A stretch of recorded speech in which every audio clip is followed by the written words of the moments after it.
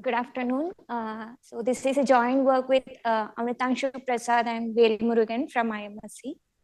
So I'll be starting with what I mean by cyclic characters of a group. Suppose G be a finite group, pick any element G, small g in the group G. If it has an order M, consider the cyclic subgroup generated by this group element. Then this will be a cyclic subgroup of capital G of order M. The irreducible characters of the cyclic groups are simply the one-dimensional characters, which are that is for each I ranging from 0 to M.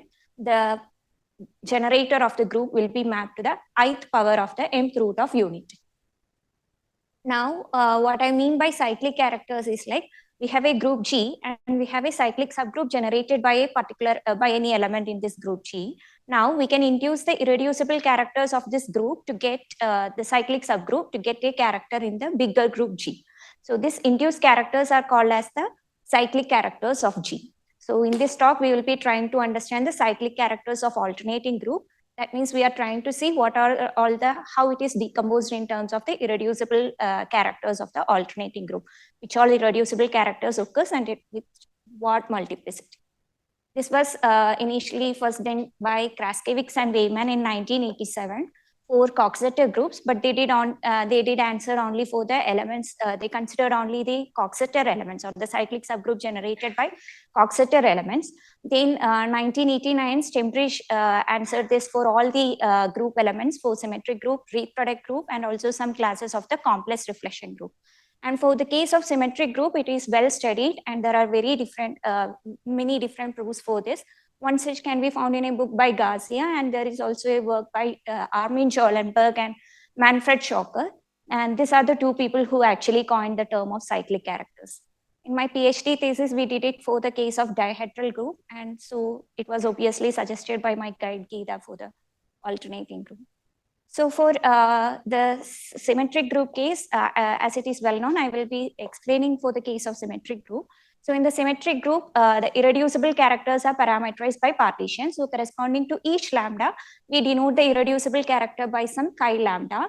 And corresponding to every partition, we can have an N diagram. That is, suppose if I choose this particular partition 3, 2, just draw 3 boxes in the first row, 2 boxes in the second row, all aligned to the northwest corner. So we get the N diagram corresponding to a partition. Then for every partition, we can also consider its conjugate. Simply flip it along the diagonal. Or you can also consider it as like interchanging the rows and columns in the N diagram. Please note that here, when we flip it, we are getting a different partition, but it may not be the case. When you conjugate it, you may arrive at the same partition. Now, in an N diagram, we are having N number of boxes. We can fill these boxes with integers 1 to N. Now, if we fill it in such a fashion that the entries are increasing both the row-wise and also the column-wise, this filling is called as the standard N tableau. And this is one such filling of this shape 3, 2. Now, corresponding to every standard N tableau, I am defining some set called as the descent set of the tableau. It is a set of all I for which I plus 1 appears in a row below I. For example, in this example, we have 2 appearing below 1 and 5 appearing below 4. So the descent set for this will be simply 1 and 4. And we have a statistic on a standard N tableau that is defined as the major index of the tableau. It is simply the sum of all the elements in the descent set of the tableau. Now, all this I wanted to explain about the cyclic characters of the symmetric group. So what we are trying to see is like we are trying to pick an element in the symmetric group and we are trying to induce it into the symmetric group and see how it is decomposed. So in the instead of taking any arbitrary element, I will be explaining the whole talk. I will be considering only the end cycle of the symmetric group or the alternating group. So for the sake of simplicity, I will be restricting myself to this particular element, the end cycle. So here the multiplicity. So this inner product actually gives the multiplicity. When we induce this irreducible character from the cyclic group of order N to the symmetric group, with what multiplicity each chi lambda occurs. This inner product actually gives us the multiplicity. And this is given in terms of the number of standard N tableau whose major characters of the cyclic subgroup will be in the decomposition with multiplicity free. Now let's come to the case of the alternating group. So in the alternating group, so obviously we to take the inner product, let's understand what is the character. So in the case of alternating group, the characters are usually understood from the characters from the symmetric group. So suppose if this lambda is not a self-conjugate partition, that is when we are taking the conjugate, if we are getting a different partition. So in such partition, if we have a chi lambda and chi lambda prime, when we restrict it to the alternating group, both will be restricting to the same irreducible character in the alternating group, and the character value will be the same as that in the case of the symmetric group. So since the character value is same, nothing is going to happen in the inner product. So the multiplicity will be actually the same as in the case of the symmetric group. Now, what if lambda is self-conjugate? If that is, if lambda and lambda prime are same, then when we restrict chi lambda to the alternating group, it will be decomposed into the direct sum of two irreducible characters there, which I denote it as like chi lambda plus and chi lambda minus. Let me denote the corresponding multiplicity also as chi lambda plus and chi lambda minus. So if lambda is a self-conjugate partition, in alternating group, we will be having two different characters. So again, let me just recall that we are now in the self-conjugate case, and we will be working with the n cycle. Please note that we are in the alternating group setup now. So the n cycle will be an element in the alternating group only if n is odd. So it is understood that we are working with alternating group n cycle where n is odd. Now here here again we have two different cases.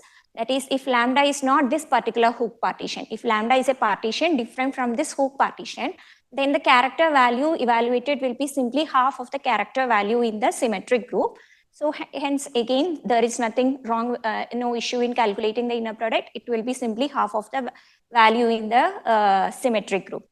Now, when I come to this particular partition, that is, if lambda is the hook partition, then we will have this particular, the character value is actually known, but right now I'm just giving only this relation that the chi lambda plus both we will be having two characters and two different conjugacy class, like the, so here there will be different it is not depending on the cycle type. Here we will be having two conjugacy classes.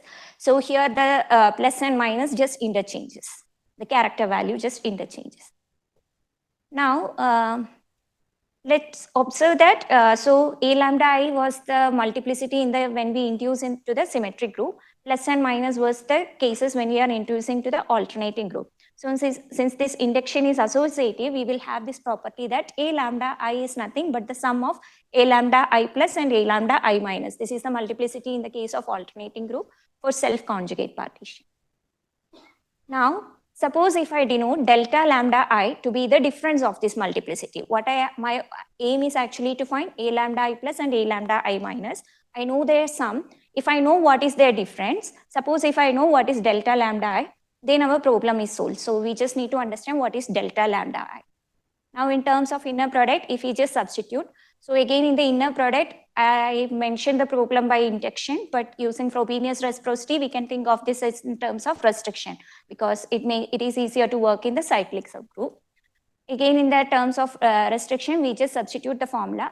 So here, when I replace this with, by using the earlier formula that I told, the character value just interchanges in the plus and minus. Using that relation, I just took out the difference in the character value and put a minus here. So now this value is actually known because we know the character value in the case of alternating group in terms of the symmetric group. So this value is already known. We just remain to find this whole, the big bracket. So here what we need to first understand is our W is the n cycle. So we need to understand how it is when I power it to K, how it is, which all lies in the conjugacy class in the alternating group, or in which conjugacy class it lies. That's what we have to find. So for that, we know that an n cycle remains as an n cycle only if, so when I take the powers of an n cycle, it will be still an n cycle only if the K and n are relatively prime. So we need this condition, and also we need to find a tau K such that it is, when I conjugate it with it, we should get the W sigma to the power K. So suppose we are looking for a general n, but to explain this case, consider n is to be the power of p to the power a, where p is some odd prime. Then k is a generator and k to be a generator of this multiplicative group. then tau k will be having, so in order to satisfy this condition, tau k will be taking this form. Then we can see that this is w is conjugate to w to the power k in alternating group only if the k and n are relatively prime and a is even. And whenever a is odd, this will be an odd permutation. So to state this clearly, I'm just introducing this simple from number theory notation. So this is just a generalization of the Legendre symbol, which takes only the value 0, 1, minus 1, depending on whether it is a square modulo p or not. So what we can restate the result as like, so this though I stated it only for n equal to p to the power a, using Chinese remainder theorem, we can generalize this to get the following. That is, in alternating group, the n cycle and some k to the power of this n cycle are conjugate if and only if the Jacobi symbol is equal to 1. So now we can replace, so this was our formula for delta lambda I. So here I can replace this minus with, I'm just replacing this minus sign with the Jacobi symbol k by n. So, and this difference is already known. So this is the value of root epsilon n by n is the difference by n. So now we, so to understand delta lambda I, it remains to understand this summation. So this summation, again, for n equal to p to the power a, this is the value. This comes by using the Gauss-Dirichlet formula. Once we have this formula for n equal to p to the power a, if we just substitute the results, we will be having this nice results. If you could see, it takes delta lambda is in 0 in most of the cases, except for few cases. Delta lambda is 0 for most of the cases means a lambda I plus and a lambda I minus are just half of the value of the, in the case of the symmetric group. And this is the formula for, for any general n, this is the formula here. I know it looks complicated, but the nice thing is that if I take the ratio, with respect to a lambda I, the cyclic character of the symmetric group, this value actually, the limit will actually tends to 0. That is the number of, with respect to a lambda I, the a lambda I plus and a lambda I minus are almost equal. These are my references. Thank you. And I forgot to thank the organizers for this opportunity. Thank you. And thank you to all of you.